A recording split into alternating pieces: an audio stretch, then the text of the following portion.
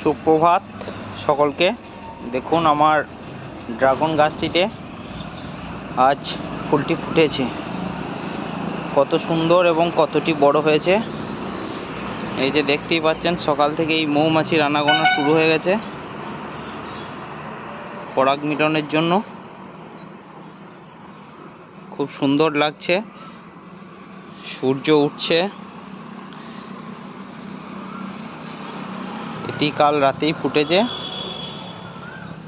আরও দুটি আছে, এই দুটি এখনো ফোটেনি, আর এই একটি ফুটেছে। এই গাছটি আমার 1.5 বছর বয়স। এই গাছটিতে এই প্রথম ফুল এলো। এই যে মৌমাছি দেখতেই পাচ্ছেন।